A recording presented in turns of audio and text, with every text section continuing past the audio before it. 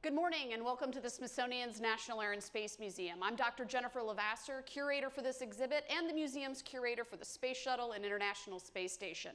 I want to welcome all of you here and I want to introduce you briefly to two very special guests that we have here today. They are both members of the 2013 class of astronauts, nicknamed the 8 Balls, which hopefully we'll hear why in a little bit, and they completed their training in 2015. But let me introduce them each individually so you know who you're hearing from today. Colonel Ann McClain grew up in Spokane, Washington. She's a graduate of West Point and is currently a lieutenant colonel in the U.S. Army. She trained to fly helicopters and spent 15 months on a deployment in Iraq where she earned the Bronze Star. She launched into space in December of 2018, going up to the International Space Station. And in her time there, over 200 days, she did 2 spacewalks and probably hundreds of different science experiments in that time. Her colleague, Nick Hague, is a native of Kansas and graduated from the United States Air Force Academy. He's a colonel and trained to fly the F-16, the F-15, and the T-38, which for those of you that don't know, that's the aircraft used by the astronauts when they fly around the country. He also spent 5 months deployed to Iraq in 2004. His first attempt to get into space didn't go so well, and I think he's going to tell us a little bit about that today, but you can ask that question later if he doesn't get to it. He launched finally into space to the International Space Station successfully in March of 2019 on Expedition 5960, did 3 spacewalks, and I should note that our 2 guests today did their very first spacewalks together as a team, which is a very unique experience, I'm sure. Nick also spent over 200 days in space on the International Space Station, and both of them returned safely, of course, last year. So please join me in welcoming astronauts Nick Hague and Ann McClain to the stage.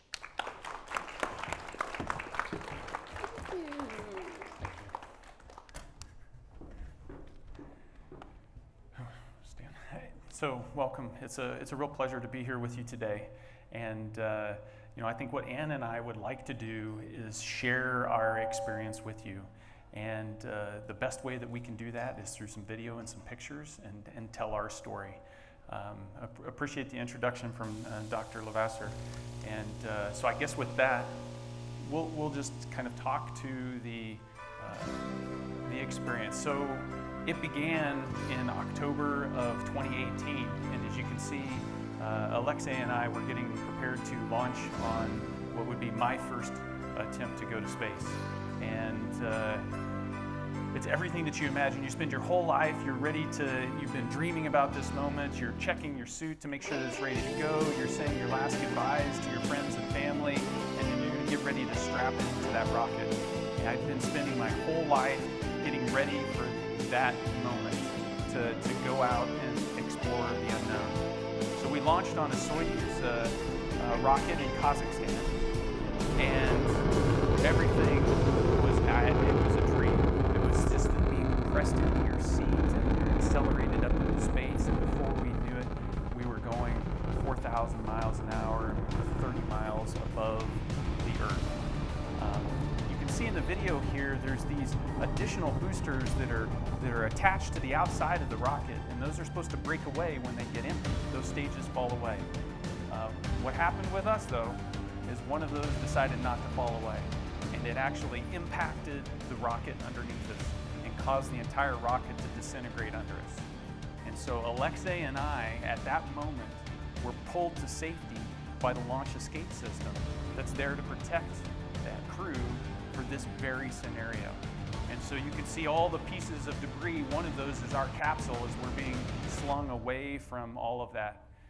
We landed safely, and the search and rescue forces came and picked us up and returned us to our families, which is ultimately what this is all about, going and exploring and then getting home to the loved ones. So that changed the whole course of what was going to happen in terms of crews and who was going to be on the station, because we didn't show up for work. And because I didn't show up for work, Ann had to show up for work. So a couple months later, December of 2018, it was my turn to fly to the International Space Station. Nick was supposed to be there and show me the ropes when he got there, but instead we launched up and met the crew that was on board already. So this is our launch out of Kazakhstan. And a lot of people said, well, how do you feel launching on the rocket knowing that the last one wasn't successful? And in our minds, at NASA, we say actually his was very successful because much like cars or any heavy piece of machinery, something's going to fail at some point. But the system worked perfectly, a system that had never been used before at that moment in flight and pulled him to safety. And so when we got on the rocket, we felt very confident. And most people don't realize it's only 9 minutes, a little less than 9 minutes to get from the launch pad up into space. And so what you're seeing here is some of our very, very first minutes in space. And I had a tablet with all my procedures on it, and I just put it on the camera and looked out the window, and that was one of my first views of Earth there. This is actually video taken from the International Space Station by Alex Gerst, and the light that you see right at the very top was our vehicle. And here you're going to see what it looks like when we for the first time see the International Space Station out of our window. And we went up and docked. So it takes about 9 minutes to get to orbit, and then for 6 hours we actually chased the space station in orbit. The space station Jack's only 250 miles up, so from here it's like driving to Norfolk. It's really not that far above the surface of the Earth, but we spent a lot of time catching it and getting up to the 17,500 miles an hour it takes. And then we approach and dock to the space station. This was one of my favorite moments in my entire life, coming through the hatch, because in a way it's the first moment where you know that this dream that you've been waiting for your whole life is going to come true. There's nothing standing between you and your dream when you're about to float through the hatch of the International Space Station. And we immediately got to work.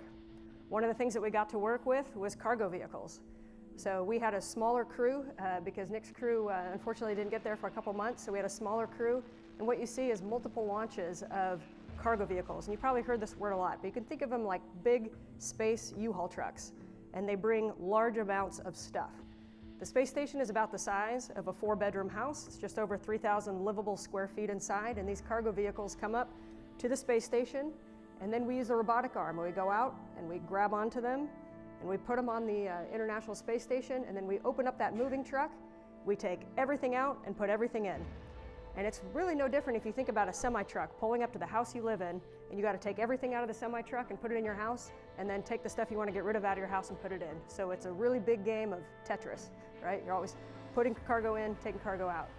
But really important science experiments come up during that time. So we had multiple visiting vehicles, and that is our robotic arm that you saw that we actually used to grab and release those vehicles. Another really cool thing that happened in our mission just before Nick and his crew got there was the first flight of the commercial crew vehicle.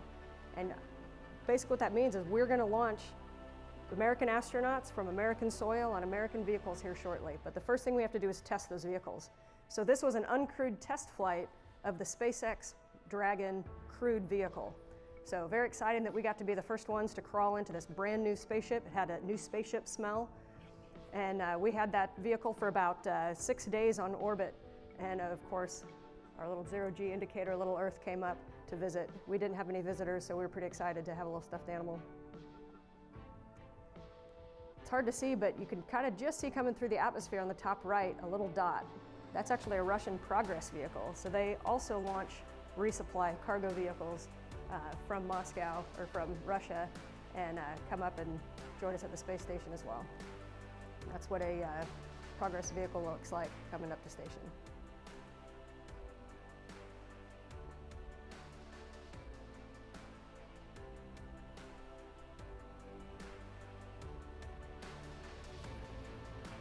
So we're doing experiments in the American segment, and what you saw was the Russians doing some of their experiments in the Russian segment. Shortly thereafter. Yeah, so 5 months after the abort, I found myself strapped back into a Soyuz rocket, ready to launch into space, this time with an extra crew member, Christina Cook, who's still on orbit today. She holds the record for the woman on orbit the longest period of time, over 300 days so far and counting. And so we arrived. Launch was flawless, and got up there, and I got to tell you, opening that hatch and floating through the hatch and arriving there, the sense of accomplishment and relief was like no other. And no sooner than we got there than we jumped right into doing EVAs. We did three back to back to back, and that's where Ann and I got the chance to go out and do our first EVA that either one of us had done together. We had spent lots of time training on the ground together in the neutral buoyancy lab, And now it was time to put it to work and and jump in. Spacewalking is one of these spectacular experiences in which you feel like you are literally flying around the world. Yeah, that view that you just saw is what it looks like coming out of the hatch the first time. And as Nick mentioned, we got to do our first spacewalk together, and it was the first one we had ever done. And that was because of the abort. It just kind of changed some of our scheduling. And so he was supposed to do a spacewalk earlier with one of the veterans, and instead it was he and I getting to experience this for the first time. And that's where you really learn to trust each other. I had been up on space station for about 3 months, but I had not done a spacewalk yet. Nick showed up, and 6 days later we were going out the door. So what do we do on spacewalks? You know, it's easy to look at these and think that this is a little suit that we put on and we go outside and we do fancy selfies like Nick right here, getting a great shot. But actually the space station is huge, right? The size of a football field. And on the outside of it we have electronics and batteries and cooling and heating and all sorts of stuff. And all of that stuff needs to either be fixed if it breaks or it needs to be upgraded if it gets old. And so we went out and we did an upgrade on the batteries where we were able to take 2 of the old batteries out and put one in. So just like changing the batteries in the back of I was going to say Walkman, but that probably makes me sound old. But these batteries are about this big, and so we spent a couple spacewalks changing those out, and those views are spectacular. Yeah, 300 pounds, and you can pass it between each other with a push of a finger. It's pretty amazing. And so we all got to do a spacewalk. Every crew member up there during Expedition 59 got the opportunity to do spacewalks. The Russian crewmates, the cosmonauts, also did a spacewalk as well. And so that's something that we were all pretty proud of, being able to accomplish that. It was a lot crammed into a little bit of time. So science. I know if you guys are here at the Air and Space Museum and you came from school, then you probably hear your teachers talking about science all the time. That is the whole reason we have the space station up there. And science isn't just what you learn in the classroom. Science is really just the exploration of the unknown and trying to define it, make it predictable. So we did science every day. There was hundreds and hundreds of experiments going on the International Space Station every day. And actually the International Space Station is a national orbiting laboratory for the United States segment. And so every day we would come in contact with some of those experiments. That could be anything from changing out a dish that they're looking under a microscope to assembling something that came up, you know, like a furniture that you get and you have to assemble. Sometimes experiments come up with some instructions and we need to assemble them and put them together. Sometimes we're taking observations, sometimes we're fixing things. But every day we're conducting science on the space station that we can't conduct on Earth, that's having real benefits for Earth, medically, for engineering, and otherwise. One of the big things that we do experiments on is ourselves. So how does the human body react in space? You know, we talk about going to Mars, and if you're going to go to Mars, then we need to know how your body's going to react. And the best way to test that is to put our bodies in space for a little while, about 200 days, and replicate, hey, at the end of that 200 days, how does it affect you? How does it affect your eyesight? How does it affect your muscles, your bones, everything? How does it affect your ability to walk and do jobs when you actually arrive in Mars? And we even try to grow our own food. And so you can see here we're growing vegetables in space, and then we get the chance to harvest those and make a salad, which is an amazing treat up there because most of your food comes in packets and you have to add water to it. But this was fresh lettuce, so it was a science experiment that I think we all really enjoyed the end result. Right here, this is where we store a lot of our science samples. So we have with these minus 80-degree lab freezers. So one of the things that we store, I mentioned we do experiments on ourselves. So every few weeks we actually draw our own blood, and we'll store that blood in these very cold freezers and send it back down to the ground. And one of the reasons why we do experiments on our body and why we exercise is because what we found from those experiments. So when we first started launching astronauts to the space station for long duration missions, so missions that we say, you know, a few months, they started losing bone density in the same rate that an osteoporotic elderly woman would lose in a year. Healthy astronauts were losing in a month in space. So they went, whoa, we can't let that happen. So we exercise every day. Right there you see Nick doing squats, and that's what he's actually doing there. He's not just trying to get, you know, big and buff and ready for beach season, but he's actually making sure that his bones don't disintegrate while we're on orbit. And so we exercise almost 2 hours every single day, not only for muscle and cardiovascular health, but to prevent our bones from deteriorating. 2.5 hours every day. So exercise is important. It's important on orbit. It's important on the ground too. Our gym does have one of the best views. If you look in the background there at the weight machine, you see some light coming in. That's actually our cupola. and it looks back down at Earth. So sometimes when you're doing squats, it's really hard not to look in the mirror and look behind you and say, oh my gosh, what is that? Yep. And turn around and look back at the Earth. Yeah. You know, one of the special experiences that you have among many on the space station is the chance to participate in an international crew. The idea that crew members are coming from all over the world working together for some common purpose. And one special part of that was at the end of Expedition 60, the first astronaut from the United Arab Emirates flew up on that Soyuz and stayed there for 8 days and then returned back to the Earth with me. And so getting to see how the common interest in space can bring us together is just, it's a powerful experience. And there's no better way to experience that camaraderie than when you look at some of the things we're doing up there, the living aspects of space, gathering around at the dinner table and enjoying meals together, listening to each other's music, getting to do the things that we've wanted to do since we were, 5 years old, play with my food, throw balls of water at each other, and just have fun together. It's a pretty powerful experience. Yeah, I used to say when he's up there that everything is better when you're floating. And, we work these long 12-hour days, but in between each of those, you're having a little break and you're having tea, playing football, making a touchdown, probably making some engineers nervous as the ball goes flying by their experiments, but we didn't break anything. But really having the opportunity, the shuttle flights did some amazing work up in space, but their duration, their longest one was probably 2 weeks. We got to go for 6 months, so this was our home. So not only is this amazing engineering marvel, but when we look at it, it's like when you look at somewhere you used to live, there's kind of a part of you that always stays there.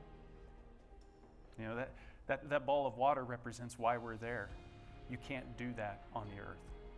And so we go up there to live and to work in space so that we can exploit that fact, that we can do experiments and have it subject to that lack of gravity. And all the while, we still have to live. And so brushing your teeth every day and washing up after yourself and exercising and putting your stuff away, being crewmates to each other, and then just taking time to enjoy the view.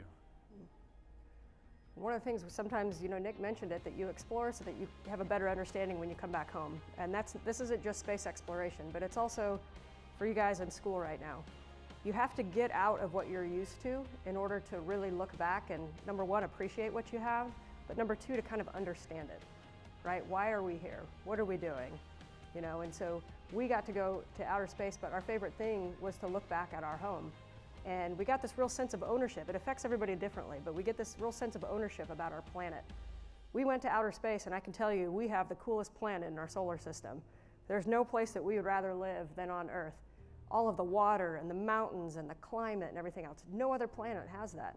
And it's fragile. When we look back at the Earth and you look at the edge of the Earth, you see this very, very thin blue line on the edge of your Earth, and that's the entire atmosphere. The atmosphere means all this air that we're breathing and we're living in. Look how thin it is, right over the edge of the Earth. So it's very fragile, and we can't affect it. So we need to take care of our home.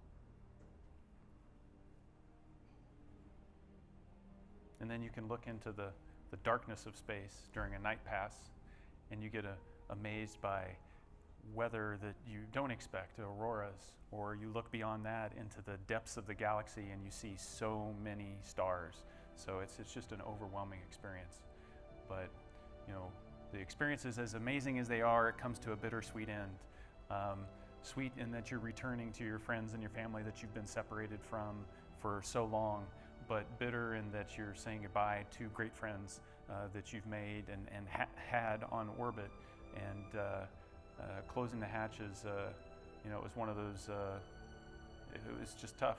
It was tough to say goodbye. It was tough to leave Christina on the station. It was tough to see Anne close the hatch and go home because we shared such a unique experience together. Yeah, the day that we left, I had a conversation with my crewmate, David, and we kind of decided, because we kept saying, are we excited to go home, or do we really wish we could stay? And we decided, you know what, we can be 100% ready to come home and 100% ready to stay. Because you have this, you never know what your space destiny is. We don't know if we're going to go back. We both want to go back, everybody wants to go back, but we just don't know if that opportunity will arise. So many different things can happen. And so this could have been our only flight, it could be our only experience. And even if we do go back, it'll never be with the same crew doing the same missions. And so it's this distinct ending to this amazing period of your life, and then you get to come back home and you fly under this parachute. So we land in a capsule. We don't land on a runway. We're in this little capsule under the parachute. And we land in the middle of Kazakhstan. And people have asked, well, is it weird landing so far away from home? But after spending that much time in space, it didn't matter where we landed on Earth, that was home. Our home, that was our planet. And when we got out of this vehicle, you'll see in a minute, I have a big grin on my face, and it's because I saw all these humans. Different nationalities, different background, all sorts of people, but they were humans, and I was so happy to see humans that I came out and you saw that I was just jazzed to see humans because they're my family. So my perspective that I came back with was, our home is this planet, and you all are my family, and this was our space flight. It wasn't my space flight. It's as much yours as it is mine, because we're all part of the human race, and we make this happen collectively. Yeah, you come back, and it's very shortly you readapt, and you realize that it was, that one moment, and you want to make sure that you take care of the moments that you have right now. And so I think collectively what we would say to you is, if there is anything that you could take from our experience, is that you need to seize the moments that you have right now and chase your dreams and make the most of them. All right, well, let's have a seat. I'll ask you a few questions and get you to talk a little bit more about what you presented to everybody. So you were talking about returning. We have lots of astronauts come through, but all of you probably have never heard stories about what it's like to actually physically go through the recovery phase. I've heard some pretty uncomfortable sounding stories. Do you have any particularly challenging moments when you were finally kind of adapting back to gravity that, I've heard about dropped cups and things like that? The first thing I remember is we land and they have us in chairs. They carry us everywhere. And the first time that you're supposed to carry your own body weight, they tell you to, okay, I want you to sit here on the side of the bed. Okay, now I just want you to stand up. And I remember, okay, I'm going to stand up. And that's as far as I got, because my body was just heavy. It was surprising. And so I had forgot how heavy, what gravity felt like. And that was shocking to me. I'm sure you felt something very similar. Absolutely. I remember sitting on the cot in that tent right after we had landed, and they said the same thing, get up. And I said, okay, I think I can do this. I'm just going to do a squat like I used to do on the machine. So I got in the position like I was going to do a squat. And I was thinking, okay, I'm just going to squat the earth, right, and stand up. And they said, and then we want you to stand for 10 seconds.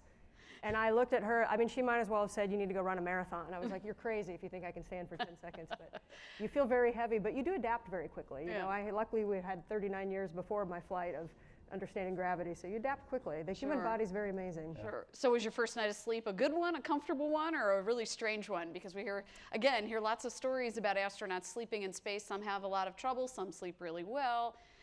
I'm excited to go home and sleep on my really comfy mattress at night. I don't know how it was first night after being sort of floating around. Yeah, so the first couple, on orbit, I slept better than I sleep on the ground, because I would just close my crew quarters door and just float inside my crew quarters. And so I was comfortable in whatever position my body wanted to find itself. Mm-hmm. It was amazing. Now, that said, when I first got there, it took a couple weeks for everything to kind of settle down, and there was a lot of back pain as my spine started to kind of loosen up and stretch out, because there wasn't gravity squeezing it down. Right. So it can be a kind of it's different for everybody, just like it's different for all of us on Earth. It's going to be different from you. It's going to be different. Everybody's going to be a little bit different when they come back. So speaking of differences, when you got to space, did you find that you were craving anything in particular? One astronaut told me that she was really excited to be able to take her favorite food, fluff, with her. So did you have anything special that you took just in case? I didn't take any special foods, but something that I noticed was a little bit how my taste buds changed. So there's a couple flavors on Earth that I don't care for. We all have our likes and dislikes. And there's a couple flavors, and a couple of those are a raw onion or a grapefruit. Those are two flavors on Earth that I really don't care for.